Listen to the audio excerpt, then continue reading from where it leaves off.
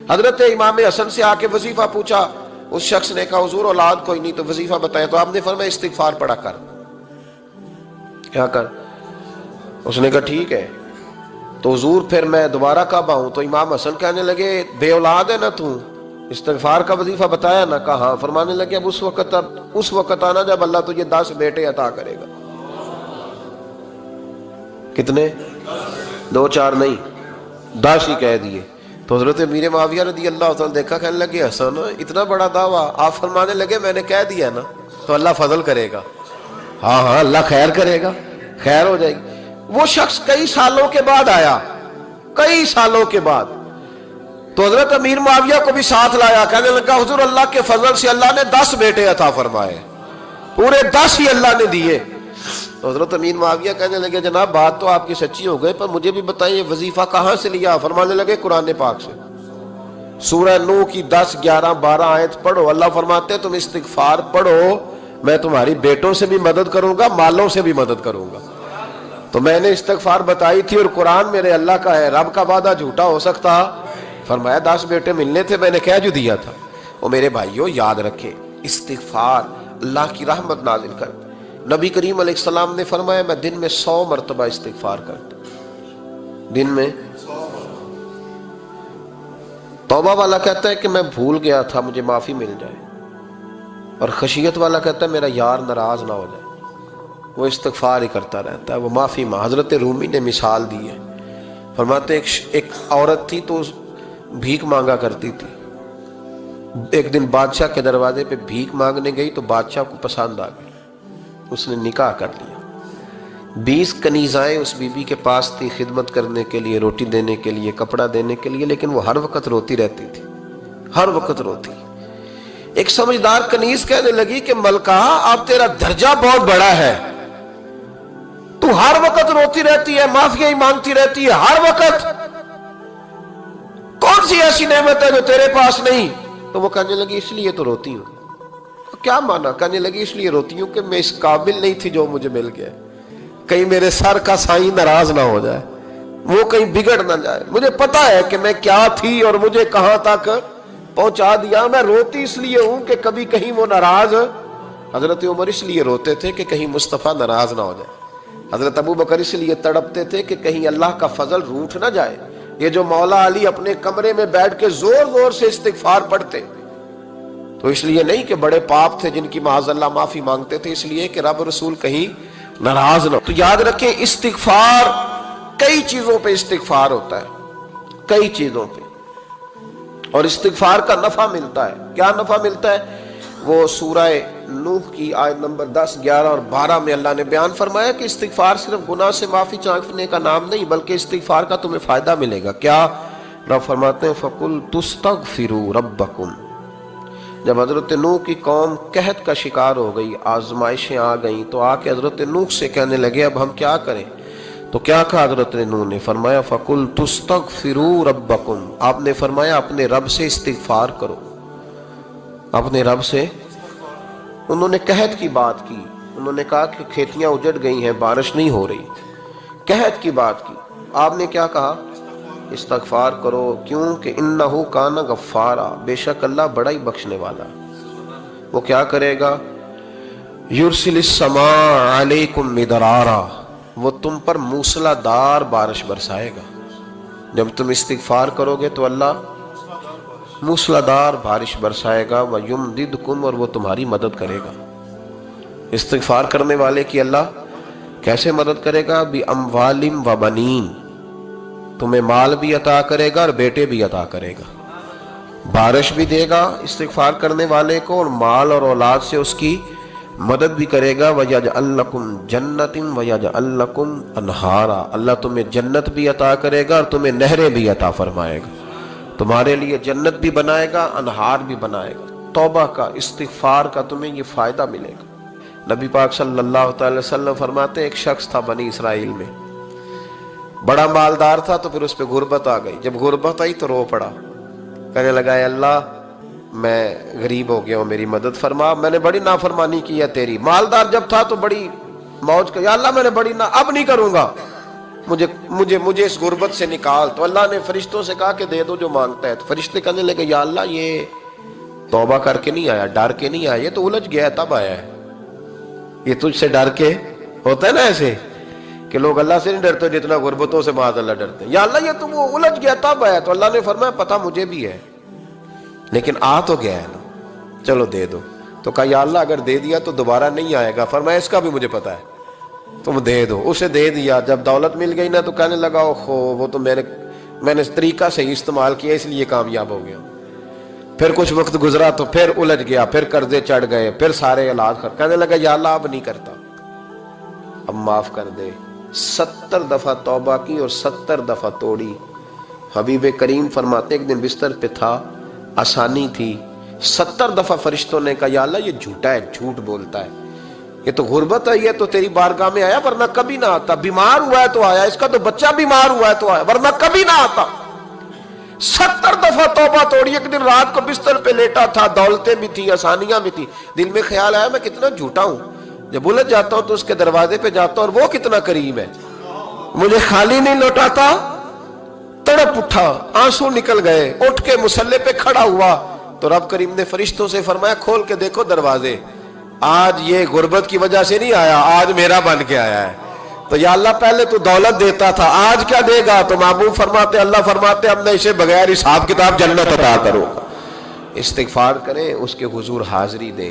استغفار بندے کی اللہ سے صلح کرا دیتا ہے, بندے کی رب سے صلح ہو جاتی ہے جب استغفار. دیکھیں نا بڑی سادی سی بات ہے کہ دو بھائی ناراض ہوں تو بڑا کہتا ہے اس نے میری بے ادبی بڑی کی, تو چھوٹا اگر پاس آ جائے اور پیر پکڑ لے کہ چل یار معاف کر دے, تیرا بھائی نہیں.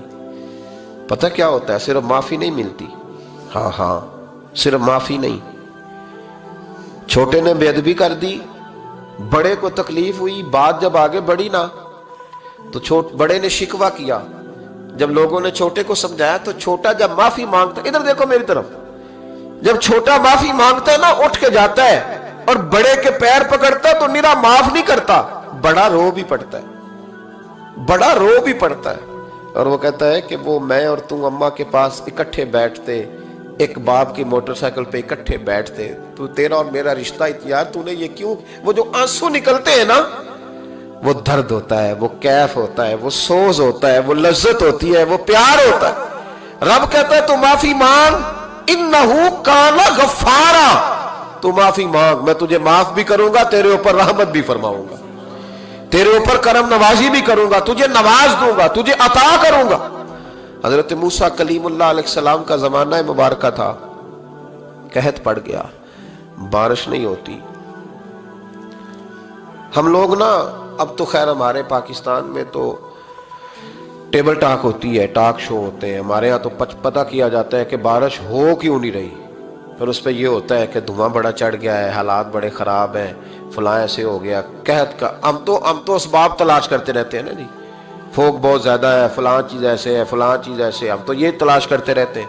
وہ لوگ یوں نہیں کرتے تھے, وہ سیدھے جا کے مصلوں پہ بیٹھتے تھے, اس لیے کہ وہ کہتے تھے جب رب چاہتا ہے تو پھر کوئی چیز کسی چیز کو روک سکتی, وہ سیدھے مصلے پہ بیٹھتے. اعلیٰ حضرت رحمۃ اللہ علیہ کے پاس ایک مولانا محمد حسین آئے, وہ فلکیات کے بڑے ماہر تھے. تو اعلیٰ حضرت نے فرمایا ذرا ستاروں کا حساب لگا کے دکھاؤ بارش کب ہوگی. کہنے لگا پورا مہینہ تو نہیں ہوگی. تو اعلیٰ حضرت رحمۃ اللہ علیہ فرمانے لگے کہو کہ میرا علم کہتا ہے مہینہ نہیں ہوگی, اللہ چاہے تو ابھی ہو سکتی ہے. کہنے لگا جی وہ تو ٹھیک ہے پر میرا علم, وہ جیسے روز لوگوں نے پیر نیٹ ٹو شہنشاہ صاحب نہیں کھولے ہوتے کہ بارش کب آئے گی, اور اس کی طرف نہ دیکھ, مصلے پہ بیٹھ, مہربانی کر مصلے پہ بیٹھ, اللہ کی بارگاہ میں حاضر ہو, اس سے معافی مانگ, اسے منا تاکہ وہ رحمت کی بارش. کہنے لگا جی میرا علم کہتا ہے. تو اعلیٰ حضرت فرمانے لگے پھر وہی بات, تو کہے اللہ چاہے تو بارش ابھی, لیکن یہ جو اڑ گئے ہیں نا بیچارے, یہ اڑی گئے ہیں, یہ جہاں الجھ گئے ہیں وہاں یہ لوگ الجھ گئے, اللہ ہمیں الجھنے سے محفوظ فرمائے. تو اعلیٰ حضرت اٹھے تو فرمایا ٹائم کیا ہوا ہے گھڑی پہ. کہنے لگا جی 12. تو اعلیٰ حضرت نے گھڑی گھمائی, اب کیا بج گیا؟ کہنے لگا 4 بج گئے. فرمانے لگے بج گئے نا 4. کہنے لگا جی آپ نے گھڑی گھما جو دی ہے. فرمانے لگے اللہ بھی جب چاہے تو ستارے گھما دیتا ہے, اللہ بھی ستارے گھما دیتا ہے بارش. کہنے لگا جی وہ تو ٹھیک ہے پر مہینہ نہیں ہو سکتی. اڑا ہوا بندہ, اس کا کوئی علاج ہے جو اڑ جو جائے، اس کے لیے قرآن کہتا ہے وَإِذَا خَاطَبَهُمُ الْجَاهِلُونَ قَالُوا سَلَامًا، اسے سلوٹ کرو دور سے، اسے کو تو جان اور تیرا۔ کہنے لگا جی ہو نہیں سکتی پورا مہینہ، فرمانے لگے یار تو جا اپنا کام کر۔ وہ شخص کہتا ہے میں نے دروازہ کھولا اعلیٰ حضرت کا، کمرے سے باہر نکلا تو تیز بارش ہو رہی، واپس آیا تو میں نے کہا احمد رضا یہ عقیدہ کہاں سے لیا ہے؟ فرمایا دروازہ مصطفیٰ سے لیا ہے صلی اللہ علیہ وسلم۔ تو یاد رکھیں کہ اللہ کو منانا چاہیے، استغفار کرنا چاہیے، اس کی برکات۔ حضرت موسیٰ ساری قوم کو لے کے نکل گئے۔ آؤ بھائی میدان میں اللہ کی بارگاہ میں استغفار کریں اور بارش کا سوال کریں، بارش مانگے۔ جب باہر نکلے دیر تک دعائیں ہوتی رہیں تو حضرت موسیٰ علیہ السلام کو رب کریم نے وحی فرمائی کہ موسیٰ آپ کی قوم میں نے ایک شخص ہے جس کو 40 سال ہو گئے نافرمانی کرتے، اس نے رب سے صلح نہیں کی۔ کتنے لوگ ہیں؟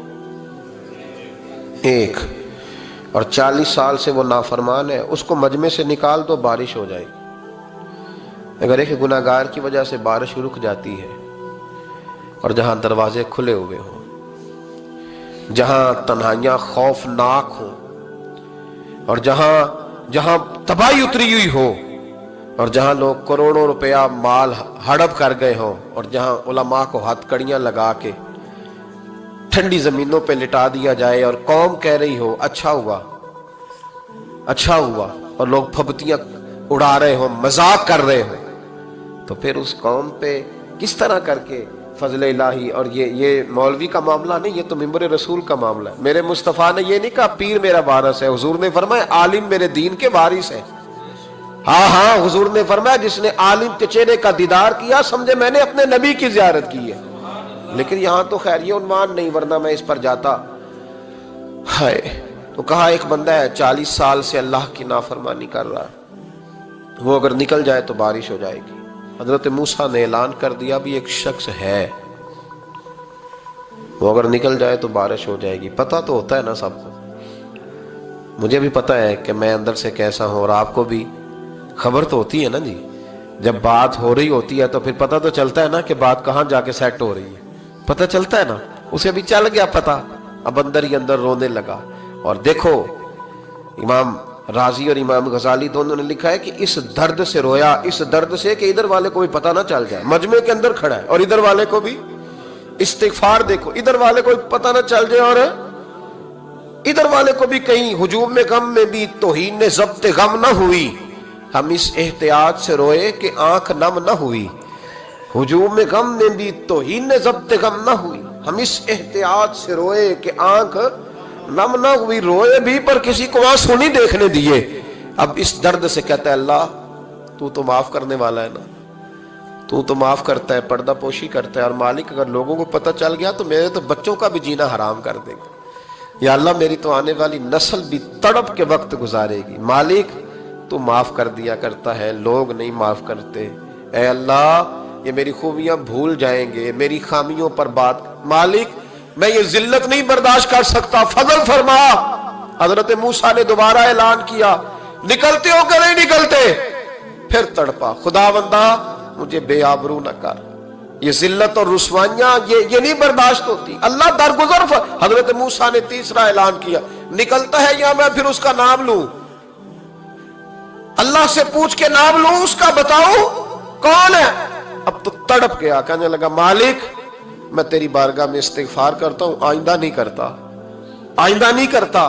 یہ لفظ ادا کیے، بندہ کوئی بھی نہیں نکلا، رب کریم نے بارش عطا کر دی، تیز بارش جب برسی نا، تیز بارش، تو لوگ تو می دیکھ کے دوڑ گئے۔ تو حضرت موسیٰ کہنے لگا یا اللہ مجھے بھی تو بتا، تو نے کہا تھا کہ جب تک بندہ نہیں نکلتا بارش نہیں ہوگی، تو نکلا کوئی بھی نہیں، بارش ہو گئی، ماجرا کیا ہے؟ تو رب کریم نے فرمایا موسیٰ بس اس نے مجھ سے صلح کر لی، اس نے مجھ سے صلح کر لی۔ اور امام غزالی نے لفظ لکھے، حضرت موسیٰ نے پوچھا، حالانکہ اللہ اپنے نبیوں کو غیب کے خزانے دیتا ہے، پوچھا کہ اے اللہ مجھے اس کا نام بتا دے۔ تو رب کریم نے فرمایا موسیٰ جب گناہ گار تھا تب نہیں کسی کو بتایا، جب پاپی تھا تب نہیں بتایا، جب مجرم تھا تب نہیں بتایا، اب کیسے بتا دوں؟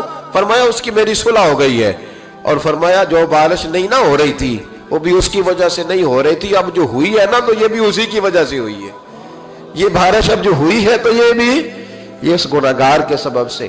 اپنی راتیں اللہ کے ساتھ گزارے، مصلی پہ بیٹھے. میرے صاحب رحمۃ اللہ علیہ سے جب کوئی کہتا نا کہ بڑا پریشان ہوں تو کچھ بتائیں، تو فرماتے آج رات مصلی پہ بیٹھ کے اپنے رب سے بات کرنا، میں بھی بات کروں. بندوں کو دکھ بتانے سے عزت میں کمی آتی ہے، اور اگر اللہ کو بندہ اپنے دکھ بتائے تو اللہ عزتیں بڑھا دیتا ہے. ترمذی شریف کی حدیث ہے، نبی پاک علیہ السلام نے فرمایا اگر تو دنیا داروں کو دکھ بتائے گا تو اللہ تجھے غنی نہیں کرے گا، اور اگر تو اپنے رب کو بتائے گا تو اللہ بڑی جلدی تجھے دنیا سے بے نیاز کر دے گا. تجھے لوگوں کی ضرورت نہیں رہے گی. استغفار کریں، کثرت سے کریں، ذوق سے کریں، مصلی آباد رکھیں.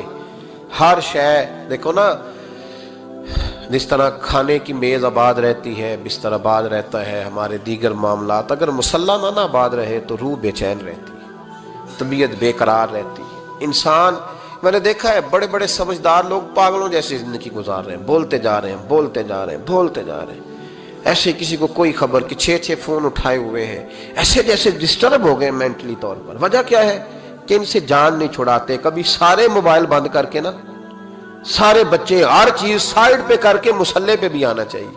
اور مالک تو بڑا ہی قریب ہے. ترمذی شریف کے لفظ ہے، نبی پاک نے ہمیں سمجھایا اور ایک جملے میں ساری بات ختم کر دی. حضور فرمانے لگے تو اللہ کی تھوڑے دیے ہوئے رزق پہ راضی ہو جا، وہ بھی تیری تھوڑی عبادت سے راضی ہو جائے گا. اور اگر تیرا پروگرام ہے نا لمبی چوڑی جائیدادوں کا، تو پھر سجدے بھی لمبے کر، پھر لمبے کرنا تو بھی. یہ کیا بات ہوئی؟ یہاں جتنی دولت بڑھتی جاتی ہے عبادت سکڑتی جاتی ہے، وقت ہی نہیں، ٹائم ہی نہیں. یہ بڑھا پھر تو جب دوزخ میں جانے لگا نا تو پھر خیال آیا. تو حضور فرماتے ہیں استغفار کرنے لگا، کہنے لگا اللہ میں بھول گیا تھا، اللہ مجھے غلطی لگ گئی. استغفار کر رہا. تو جب اس نے استغفار کیا تو رب کریم تو پہلے ہی بڑا قبول کرنے والا ہے. یا اللہ میں بھول گیا تو فرمایا چلو جو استغفار کرے اسے تو میں ویسے ہی معاف کر دیا کرتا ہوں، اسے بخش دو، اسے میرے فضل سے جنت میں لے جاؤ. اللہ تعالیٰ نے اس استغفار کو بڑا پسند فرمایا، بڑا پسند فرمایا. اور یہ استغفار کے جملے مالی کو اتنے پسند آئے کہ اللہ نے نبی پاک علیہ السلام کو بھی حکم دیا، کہا محبوب آپ بھی میری بارگاہ میں استغفار کریں. اگرچہ حضور کا استغفار اس معنی میں نہیں ہے، بلکہ نبی پاک کا استغفار تو بلندی درجات کا معاملہ ہے. چونکہ استغفار خود ایک عبادت ہے، تو یہ عبادت کرنے کا اللہ نے اپنے محبوب کو بھی ارشاد فرمایا. جب فتح مکہ ہوئی تو فرمایا اذا جاء نصر اللہ والفتح، جب اللہ کی مدد آئی تو پھر فتح نصیب ہوئی. وَرَأَيْتَ النَّاسَ يَدْخُلُونَ فِي دِينِ اللَّهِ أَفْوَاجًا، تو پھر آپ دیکھیں گے لوگوں کو، لوگ فوجوں کی فوجیں دین میں داخل ہو رہے. لوگ پہلے ایک ایک دو کر کے آیا کرتے تھے، تو اب فوجوں کی فوجیں آ رہی ہیں. تو یا اللہ ہم کیا کریں؟ تو رب کریم نے فرمایا محبوب فَسَبِّحْ بِحَمْدِ رَبِّكَ وَاسْتَغْفِرْ، اپنے رب کے لیے حمد کرو، تسبیح پڑھو اور استغفار کرو. کیا کرو؟ استغفار، معافی مانگو، اس کے حضور آہذاری کرو، استغفار کرو. معنی یہ ہوا کہ جب تو غلطی ہو جائے پھر بھی استغفار کرو، جب اللہ زیادہ نعمتیں دے پھر بھی جی پھر بھی استغفار کرو. ہمارے ہاں یہ ہوتا ہے کہ جب تو کوئی نقصان ہوتا ہے تو وہ اللہ کی طرف سے ہوتا ہے، نقصان ہو جائے تو کہتے ہیں اللہ کی مرضی تھی، اور فائدہ ہو جائے تو کہتے ہیں میں نے محنت ہی بڑی کی تھی، میری جدوجہد بڑی تھی. ایک بچہ ایک دفعہ میرے پاس کہیں انٹرویو کے لیے جا رہا تھا تو دعا کرانے آیا، کہنے لگا میں نے وہاں جانا ہے، دعا کیجئے گا اللہ تعالیٰ کامیابی دے. میں نے دعا کی، کچھ اس کو پڑھنے کو بتایا، لیکن کامیاب نہ ہو سکا، لوٹ آیا. تو میں نے پوچھا کہ کیا بنا؟ کہنے لگا حضرت صاحب بس اللہ کی مرضی تھی، اللہ کی مرضی تھی. پھر ایک دفعہ گیا تو نہ کہا اللہ کی مرضی تھی. تیسری دفعہ گیا کامیاب ہو گیا. تو بھئی اب کیا بنا؟ کہنے لگا جی جب میں داخل ہوا تو اس نے جاتے ہی مجھ سے پوچھا سب سے پہلا سوال یہ کہ تمہیں جنرل نالج کی بھی کچھ معلومات ہیں یا شعبے کے آدمی ہو؟ تو میں نے کہا جناب پوچھئے. تو انہوں نے پاکستان کا حدود اربع پوچھا تو میں نے فٹافٹ بتا دیا. پھر انہوں نے مجھ سے پوچھا کہ یہ جو مینار پاکستان ہے اس کی تجویز کس شخص نے دی تھی؟ تو میں نے فٹافٹ اس کا بھی نام بتا دیا. پھر شارٹ ہینڈ کے ایک دو سوالات اس نے کیے تو وہ بھی میں نے بتا دیے، تو الحمدللہ کامیاب ہو گیا. میں نے کہا بیٹے جب تو ناکام ہوا تھا تو اللہ کی مرضی تھی، اور کامیاب ہوا ہے تو میں لگا دیے، اب اللہ کی مرضی کدھر گئی؟ یہ اتنا بڑا نقص ہے انسانی فطرت کا، اتنی بڑی کمزوری ہے کہ معاذ اللہ تعالی ہم کمزوریاں قدرت کے کھاتے میں ڈال دیتے ہیں. اور ناکامیاں قدرت کے کھاتے میں اور کامیابیاں کیا تماشا. حالانکہ ہونا یہ چاہیے تھا کہ جہاں انسان کمزور پڑے تو کہے میری غلطی تھی، میری غلطی تھی. صوفیاء یہ سبق دیتے ہیں، اللہ کے بندے یہ پیغام دیتے ہیں کہ جب تو کہیں ناکام ہو جائے تو سمجھ جائے تیری، اور جب تو کامیاب ہو جائے تو سمجھ رہے اللہ راضی ہو گیا تھا، اللہ نے رحمت کر دی، اس نے فضل کیا. تو او بھائی یہ آنکھیں تیری محنت کی نہیں نا، اس لیے تو شکر نہیں ادا کرتا. یہ وجود، یہ ٹانگیں، یہ شعور، یہ تیری جد و جہد کا نہیں. جو عقل کی دولت اللہ نے دی ہے نا، یہ تیری محنت کی نہیں. اگر محنت کی ہوتی تو سجدے میں پڑا رہتا، تو خیال کرتا. اللہ نے آنکھیں دی ہیں قرآن دیکھنے کے لیے. جب کوئی کسی گندی چیز کو دیکھتا ہے تو ناشکری کرتا ہے، جب غلط طرف اٹھاتا ہے یہ چیزیں تو ناشکری کرتا ہے. صاحبو یاد رکھنا اور اس پر ضرور غور کرنا کہ جب نعمتوں کا شکر ادا نہ کیا جائے تو پھر ہمیں استغفار کا حکم دیا گیا ہے. پھر کیا کرنا ہے ہم نے؟ استغفار کہ یا اللہ ہم تیری نعمتوں کا شکر ادا نہیں کر سکے تو ہمیں معاف فرما دے، تو ہم سے درگزر فرما، معاف فرما. ایک استغفار اس بات کا ہے کہ دیکھیں نا، یہ رسول پاک علیہ السلام کا فرمان، یہ حدیث امام رازی نے لکھی ہے. اور نبی پاک کی فرمان کے لحاظ سے جو چیز ہمارے سامنے آئے نا، اس پر ہماری آنکھیں بھی کھول جانی چاہیے، دل بھی کھول جانا چاہیے کہ کوئی خاص ہی بات تھی جو حضور نے بیان فرمائی صلی اللہ علیہ وسلم. سرکار دو عالم علیہ السلام نے فرمایا ایک آدمی نے 500 سال بغیر ریاکاری کے اللہ کی عبادت کی. کتنے سال؟ 5 سال نہیں ہوتی بغیر ریاکاری کی. تہجد پڑھنے والا جب تک 6 لوگوں کو بتا نہ دے تہجد پڑھی ہے، اتنی دیر تو تہجد آگے بڑھتی ہی نہیں. کم از کم 6 بندوں کو پتا ہونا چاہیے. اور میرے جیسے حاجی نمازیوں کا تو دل کرتا ہے کہ وظیفے پہ بندہ رکھا جائے جو تعریفیں کرے صبح و شام. حاجی صاحب کی کیا بات ہے، حضرت صاحب کی وظیفہ دیں گے اس کو مہینے کا، وہ تعریف کرے کھول کے کہ آپ کی بڑی بات. یہ مرض ہے، تعریف سننا نا یہ بیماری ہے، اس نے جھوٹ کو جنم دیا ہے، بہت بڑا مرض ہے. حضرت سعدی نے اس پر بہت بڑے مقالہ جات لکھے ہیں اور فرماتے ہیں یہ مرض کچھ لوگوں میں بہت زیادہ ہوتا ہے. ایک امیروں میں، امیر لوگ ناراض نہ ہو جائیں پر انہوں نے کہا ہے تو کوئی حکمت ہوگی نا، امیروں میں تعریف سننے کا مرض بہت زیادہ ہوتا ہے. فرماتے ہیں ایک بادشاہوں میں اور تیسرا عورتوں میں، ان میں یہ بیماری بہت زیادہ ہوتی ہے. کوئی تعریف نہ کرے تو خود اپنی کرنی شروع کر دیتے ہیں، خود ہی کہہ دیتے ہیں کہ کیا بات سی میرے ابا جی تے وہ تے 100 حال چلدا سی تے 150 بندہ ٹکر کر. ابا جی دی چھڈ تو دس تیرے کنے چل دے، تیرے کول کنے بندے روٹی کھاندے، اپنی بات کرنا. اقبال کہتے تھے تو وہ آبا تمہارے ہی مگر تم کیا ہو، ہاتھ پہ ہاتھ درے منتظر فردا. ابا جی کی دادا جی کے چھوڑ اپنی کر، ہمیں تو تیرا پتہ ہے تو اپنی بات کر، تیرے اندر بھی کوئی چیز ہے کہ نہیں. ابا دادا تو سب کے بڑے ہیں، حضرت آدم کی اولاد ہے تو حضرت آدم نبی تھے، تو باپ دادا تو سب کے بڑے بڑے ہی ہیں. بات یہ ہے کہ اپنی بات کرنی چاہیے نا. تو یہ بیماری ہے، یہ نقص ہے. 500 سال بغیر ریاکاری کی عبادت، اور بیان میرے نبی کریم علیہ السلام فرما رہے ہیں 5، بولیے یہ بہت بڑا مسئلہ ہے. دکھاوا نہ ہو، ریاکاری نہ ہو. ہم مجالس میں جاتے ہیں نا جناب، محافل میں تو لسٹ ملتی ہے، یہ چودھری صاحب نے صدارت ہے، انہوں نے خصوصی تعاون کیا ہے، تو یہ فلانے صاحب ہے تو ان کا بھی نام لینا ہے. تو میں کبھی کبھی کہہ دیتا ہوں کہ یار آپ نے تو کہا تھا یہ نبی پاک کی تعریف کی محفل ہے، اور یہاں آپ نے لسٹ لگا دی ہے پوری تعریف کرنے والوں کی. کچھ ضروری ہے کسی کا نام لینا اور اس کا جناب ذکر کرنا اور اشتہار پہ اس کی فوٹو آنا، یہ کچھ ضروری ہے؟ ویسے بھی کوئی اچھا لگتا ہے کہ نبی پاک کے نام کی محفل اور میں صدارت کر رہا ہوں؟ ڈرنا چاہیے نا مجھے اللہ تعالیٰ، حضور کی محفل اور میری صدارت. اس پر کبھی غور کریں. اگر کوئی راہ طریقت کا مسافر ہوگا تو تڑپ جائے گا کہ نبی پاک کے نام کی محفل اور سرپرستی ایک ایسے آدمی کی جس کو وضو تک نہیں کرنا آتا. چھ معنی دار ہے، کوئی دھندا ہے معاذ اللہ تعالیٰ، جس کا جو دل کرے وہ کرتا جائے. 500 سال بغیر ریاکاری کی عبادت کی، 5 بڑا مشکل ہوتا ہے. حضور فرماتے ہیں یہی بندہ جب اللہ کے حضور کھڑا کیا جائے گا تو رب کریم اس سے کہے گا کہ چلو اس کو میرے فضل سے جنت میں لے جاؤ. تو عرض کرے گا مالک فضل تو ٹھیک ہے پر 500 سال لگائے ہیں میں نے. 5 وہ مولوی صاحب میری طرح کے بیچارے جو امام مسجد ہوتے ہیں نا، تو وہ بھی کہتے ہیں جب میں آیا تھا تو 30 بچے تھے مسجد میں، اب 80 ہو گئے. اور بھائی یہ بندوں کو بتانے کی کیا ضرورت ہے، یہ تو اللہ کی رضا کے لیے ہے نا، تو چھوڑ اس میں اتنا تذکرہ کرنے کی کیا حاجت ہے۔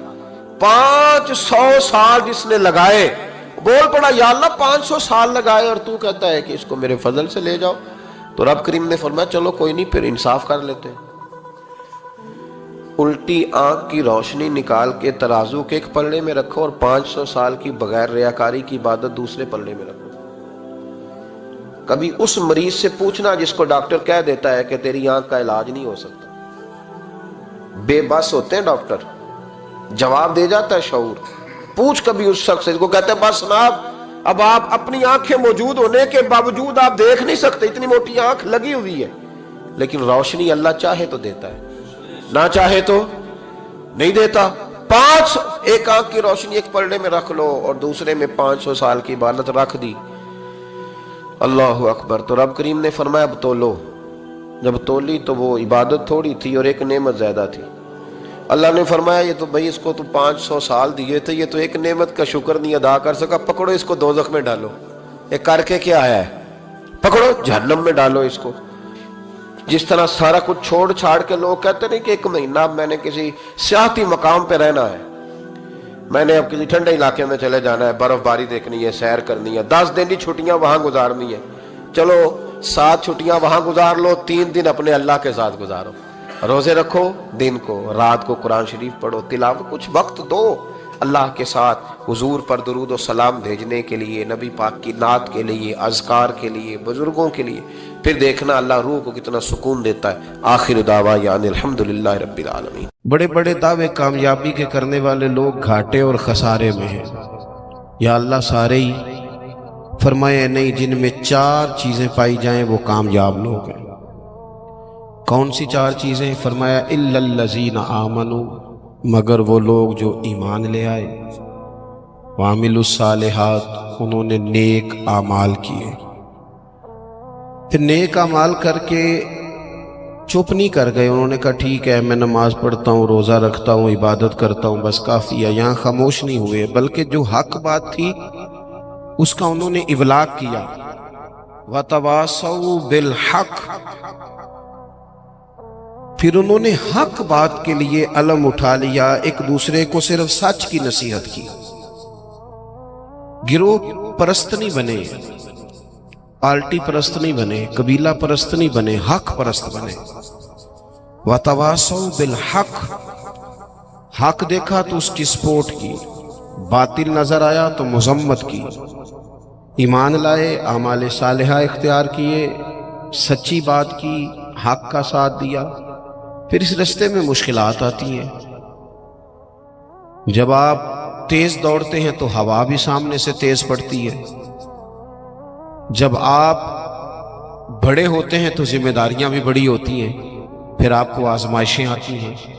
فرمایا وَتَوَاصَوْا بِالصَّبْرِ، پھر انہوں نے ایک دوسرے کو صبر کی نصیحت بھی کی، ایمان، اعمال صالحہ، احقاق حق، اعلاء کلمت الحق، اور پھر اس رستے میں اگر کوئی تکلیف آئے تو اس پر صبر۔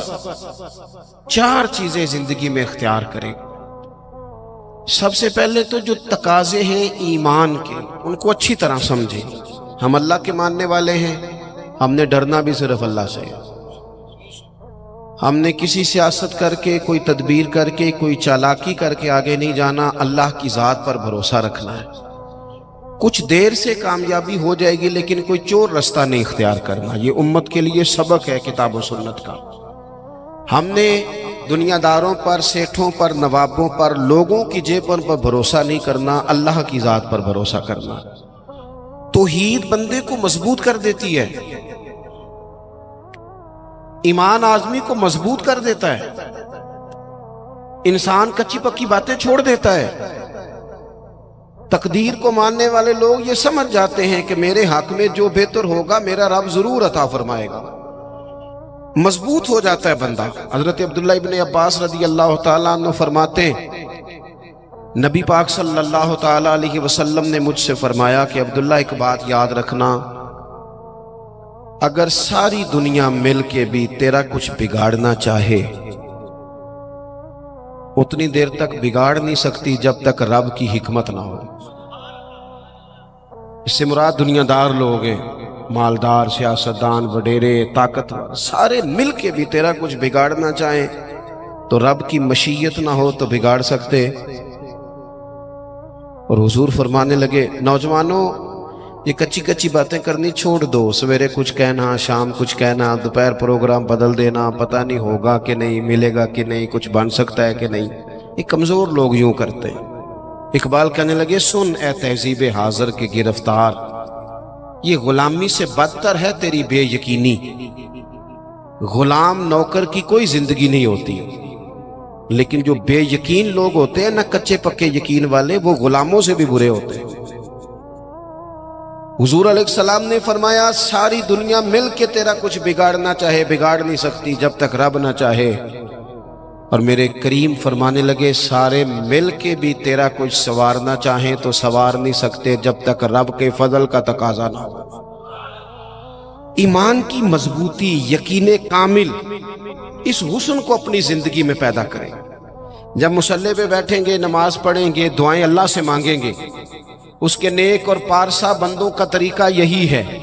جب حضور سید عالم کا وسیلہ دے کے، اہل اللہ کی صحبت سے فیض پا کے، ہم جب اپنے رب پر بھروسہ کریں گے، دیکھیں نا حضور علیہ السلام نے لوگوں کو، ہمارے ہاں نا اب کچا کرنے والے مزاج زیادہ ہو گیا ہے، زیادہ 4 اینکر ٹی وی پہ بیٹھتے ہیں، وہ صرف ہمیں ڈیوائیڈ کرتے ہیں، تقسیم کرتے ہیں، 4 مختلف رائے چاہے مختلف لوگ دیتے ہیں، سویرے بندہ فیصلہ کرتا ہے کہ پتہ نہیں کون ٹھیک ہے، پتہ نہیں کون صحیح کہہ رہا ہے، ڈیوائیڈ، تقسیم۔ ہمارے ذہنوں کو بری طرح بانٹ دیا گیا۔ لوگ جاتے تھے کسی کو اللہ والا سمجھ کے، درویش سمجھ کے کہ چلو یہ رب بتائے گا، اور اہل اللہ کی نسبت بڑی چیز ہے، اللہ والوں کی نسبت بڑی چیز ہے، اور خدا دے یہ دولت تو بڑی چیز ہے۔ اللہ کا بندہ تو بندے کو مضبوط کرتا ہے نا، لیکن آپ چلے گئے بابا جی میرا کام نہیں چلتا، تو بابا کہتا ہے تجھے تو کالا جادو ہو گیا ہے۔ وہ خدا کے بندے مسلمان ہیں، مومن ہیں، اگر کسی وقت کو بد نظری ہو بھی گئی تو نبی پاک نے بتائی نہیں سورت بقرہ۔ ہم کمزور پڑ جائیں اور جی تینوں کسی نے کچھ کیتا ہے، اب کوئی تو دشمن ہوتا ہی ہے نا، ساری رات بندہ اپنے شریکہ برادری پہ شک کر کے گزار دیتا ہے۔ یہ کمزور باتیں ہیں، طاقتور بنے، مضبوط بنے۔ جتنی جنگیں مسلمانوں نے جیتی، بدر سے لے کر کربلا تک، ان کا پس منظر آپ کبھی دیکھیں۔ 313 مسلمان مقابلے میں 1000 سے زیادہ کا لشکر نہیں۔ آپ کی زیادہ توجہ نہیں ہے میری بات پر۔ 313 بندے، ان کے پاس بھی تلواریں کوئی نہیں، 6 زرہیں، 8 تلواریں، 2 گھڑے۔ کبھی سوچا کریں 6 زروں سے بھی لڑا جا سکتا ہے، 8 تلواروں سے بھی جنگ ہوتی، اور مقابلے میں 1000 بندہ۔ ایک ایک بندے کے پاس 3 قسم کا اسلحہ، نیزہ بھی ہے، تلوار بھی ہے، تیر بھی ہے۔ یہاں رات کو روٹی کھائی ہے لوگوں نے تو کسی کو ملی، کسی کو نہیں ملی، اور وہاں ابو جہل اونٹ لایا ہے، ذبح کرتے ہیں، بھونتے ہیں، کھاتے ہیں۔ لیکن یہ 313 جب میدان میں نکلے نا، جب یہ میدان میں نکلے تو ہوا کیا تھا بھلا؟ اللہ کہتا ہے وَلَقَدْ نَصَرَكُمُ اللَّهُ بِبَدْرٍ وَأَنْتُمْ أَذِلَّةٌ۔ مومنوں تم کمزور تھے، لیکن پھر رب نے تمہاری مدد فرمائی۔ اس مدد کی ضرورت ہے، اس مدد کی۔ پہلے تو ہم نے یہ دیکھنا ہے کہ جو کام ہم زندگی میں کر رہے ہیں وہ اس طرح کا ہے کہ اس میں اللہ کی مدد آئے گی۔ فراڈ میں، دھوکے میں، چوری میں، اس میں اللہ کی مدد نہیں آتی۔ پہلے یہ دیکھیں کہ وہ کام ایسا ہے کہ مدد الہی آئے گی، اور پھر ذہن بنائیں کہ ہم نے ایمان کو مضبوط کرنا ہے۔ رات کو ابو جہل نے جاسوس بھیجا کہ پتہ کر کے آؤ کتنے لوگ ہیں، تو واپس آ کے وہ کہنے لگا 312 ہیں یا 313 ہیں، ان میں بھی بچے ہیں، کچھ بوڑھے ہیں، کمزور سے لوگ ہیں۔ تو ابو جہل کہنے لگا پھر لڑائی کیا کرنی ہے، ان کو نہ اونٹوں کی پشتوں پہ باندھ کے صبح مکے لے جائیں گے، وہاں جا کے دیکھیں گے ان کے ساتھ کیا کرنا ہے۔ تو جاسوس کہنے لگا سردار پوری بات تو سن لے، تو نے جلدی کی ہے فیصلہ کرنے میں، پوری بات تو سن لے۔ اس نے کہا پوری بات کیا ہے؟ کہنے لگا ہیں 313، پر میں ساری رات گھومتا رہا ہوں، ہر بندہ شہادت کی دعا مانگ رہا تھا۔ ان کا واپس جانے کا ارادہ کوئی نہیں، وہ تیاری کر کے آئے ہیں، ان کا ارادہ ہے کہ مریں گے، ان کا ارادہ ہے جان دیں گے، ان کا ارادہ ہے تلواروں سے ذبح ہو جائیں گے پر لوٹ کے نہیں۔ جے تو چڑھے آؤتے دار بھی نہیں تے جے تو وکے عشق بازار بھی نہیں تے پائیا ایڈا سستا سودا پیار بھی نہیں تے ایڈا سوکھا لبدا یار بھی نہیں۔ کچھ سمجھ نہ آوے لوکاں نوں اوکا دے نال شہید کرے، اساں ڈٹھی یار دے ہاتھ تلوار بھی نہیں پر او دا خالی جاندا وار بھی نہیں۔ جب آپ کا یقین مضبوط ہو، کچی پکی باتیں، چھوٹی چھوٹی باتیں، مرید ہو کے بھی مرید نہیں، شاگرد ہو کے بھی شاگرد نہیں، کسی جگہ فقیر ہو کے بھی درویش نہیں، بھائی بیٹے ہو کے بھی فرما بردار نہیں، مسلمان ہو کے بھی۔ یا ایھا الذین آمنوا آمنوا باللہ، اللہ کہتا ہے او ایمان والو ایمان لے آؤ، او ایمان والو ایمان لے آؤ۔ اقبال کہنے لگے خرد نے کہہ بھی دیا لا الہ الا اللہ تو کیا حاصل، دل و نگاہ اگر مسلمان نہیں تو کچھ بھی نہیں، کچھ بھی۔ ہم نہ دیانتدار نہیں بنتے، امانت دار نہیں بنتے، ایمان کے تقاضے نہیں سمجھتے۔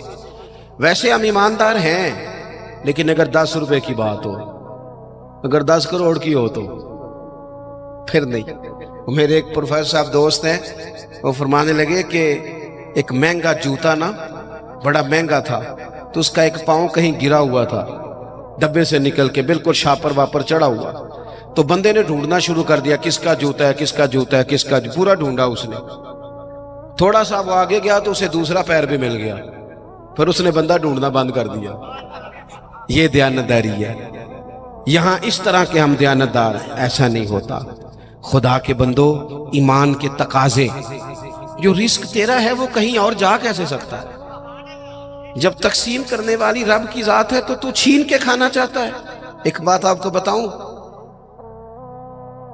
بددیانتی کر کے کسی کے بچوں کے پیسے گھر لے آؤ گے نا تو گھر میں دولت آئے گی، سکون نہیں آئے گا، قرار نہیں آئے گا، شور نہیں ختم ہوگا، روٹی بھی ملے گی، اے سی والا کمرہ بھی ملے گا، پر نیند جب ہی آتی ہے جب خدا چاہے، آتی نہیں۔ ایک تو ایماندار، پھر وعامل الصالحات، زندگی صالحین والی، نیک لوگوں والی۔ نیکی سے مراد کیا ہے؟ میرا نماز پڑھنا، نماز تو ایک جز ہے نیکی کا۔ وہ ہمارے ہاں کچھ لوگ کہتے ہیں فلانا بندہ بڑا با اخلاق ہے جی، کیا اخلاق ہے؟ تو میٹھا بولتا ہے۔ تو میں نے کہا میٹھا تو لوگ مطلب کے لیے بھی بولتے ہیں، ان کی ٹریننگ ہوتی ہے، کڑوا بولنا ہی نہیں۔ آپ بڑے مہنگے ہوٹل میں چلے جائیں، بڑے مہنگے میں، آپ نے 2000 کی چیز لینی ہے لیکن سیل مین کی ڈیوٹی ہے کڑوا نہیں بولنا۔ آپ جتنا مرضی تلخ ہوں، وہ تنخواہ لیتا ہے میٹھا بولنے کی۔ صرف میٹھا بولنا اخلاق، میٹھا بولنا بھی اخلاق ہے، پر صرف میٹھا بولنا اخلاق نہیں بلکہ سچ بولنا اخلاق ہے۔ صحیح بات کرنا، بددیانتی سے بچنا، جھوٹ سے بچنا، کذب سے بچنا، وعدہ خلافی سے بچنا۔ حضرت عمر فاروق رضی اللہ تعالیٰ عنہ کھڑے، دیکھیں میں نے الحمدللہ امامہ باندھا ہے، میں سمجھتا ہوں داڑھی کے بغیر مرد کیا، حسن ہی نہیں، خوبصورتی نہیں، لیکن میں یہ بات بھی دعوے سے کہتا ہوں کہ دین صرف ظاہری حلیے کا نام نہیں کہ آپ داڑھی رکھ لیں، پگڑی باندھ لیں اور جو مرضی کرتے بھی رہیں، اجازت ہو گئی آپ کو۔ ایمان کا تو تعلق ہی باطن کے ساتھ ہے، فقط ظاہری حلیہ دین نہیں کہ آپ پر لبادہ دین کا ہے اور باقی ساری چیزوں سے آپ فارغ ہیں۔ اور بھی کچھ تقاضے دینداری کے۔ حضرت عمر فاروق رضی اللہ تعالیٰ عنہ کے سامنے کسی بندے نے کسی کی تعریف کی اور بڑی کی۔ ہم چونکہ مبالغہ رائی کے قائل ہوتے ہیں، حقیقت پسند نہیں ہوتے، کسی پر تنقید کریں گے تو پھر بھی اور تعریف کریں گے تو پھر بھی حدیں کراس کر جائیں گے۔ حضرت عمر کے سامنے جب اس نے تعریف کی تو جناب فاروق اعظم فرمانے لگے تو اس کی بڑی تعریفیں کرتا ہے، تو پڑوسی ہے اس کا؟ کہنے لگا نہیں۔ فرمایا کبھی اس کے ساتھ پیسوں کا لین دین کیا ہے؟ کہا نہیں۔ فرمانے لگے کبھی اس کے ساتھ سفر کیا ہے؟